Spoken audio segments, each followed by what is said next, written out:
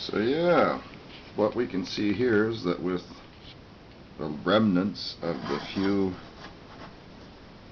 brush attachments that I had, the wire brush attachments for the Dremel tool, I was able to get some material exposed and the paint removed, and the rest was done with a kind of homemade improvised sanding disc that I had adapted to use on the Dremel tool, but it was never meant for that particular tool. However, I was able to have some limited use with those.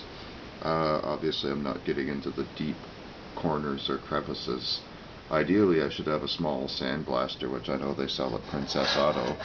But as we can see, that's 40-year-old bare metal. So this toy has been sitting around all this time, and look at that shine.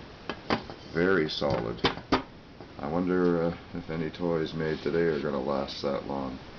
So anyway, I'm going to see what I can do. I'm going to talk to some guys at work tomorrow, see if anybody knows anyone with something like that. I could probably do pretty good with the wire brush attachments for the Dremel if I can find any around here. I did some toy train engines in the past. The one I actually had good luck doing was a Vanderbilt model like this. This is a Marx Commodore Vanderbilt locomotive shell, the body of it, and I was able to actually strip. I don't know if I did the inside on I did on one of them for sure, but the outside was no problem, and I was actually able to get along all those little detailed corners and do like the inside, and that loco actually turned out quite decently, so I was impressed with that. This one, as you can see, was a wind-up locomotive. Had the hole for the key to go into the spring works, and there was the place for the lever so you could have it in forward or reverse.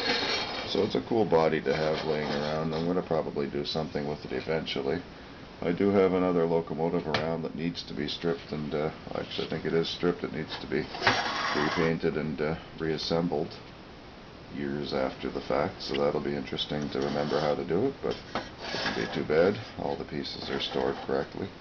So yeah, this is just how it's starting to look, and I think it's going to turn out quite nicely. Look at how smooth that is. So with a nice base coat of primer, and then we'll get some nice color onto it over half a dozen layers or so, and then some clear coat. I think it's going to look pretty neat.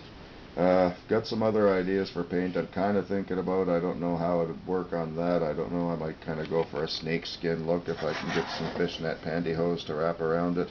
I don't know how evenly I can do that or what kind of success I'd have.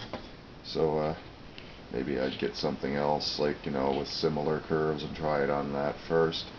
But just all kinds of ideas, I don't know, just to see here. I might just go for that simple purple look all over solid and just go with keep it simple, stupid, and it'll look better. Still looking around.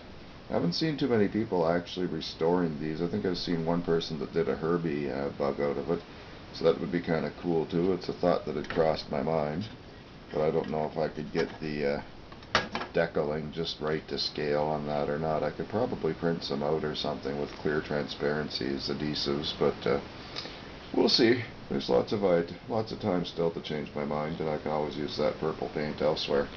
So I'm going to sign off with that for now, and hope everybody's having a good night. Just me, Ted, 1969, signing off.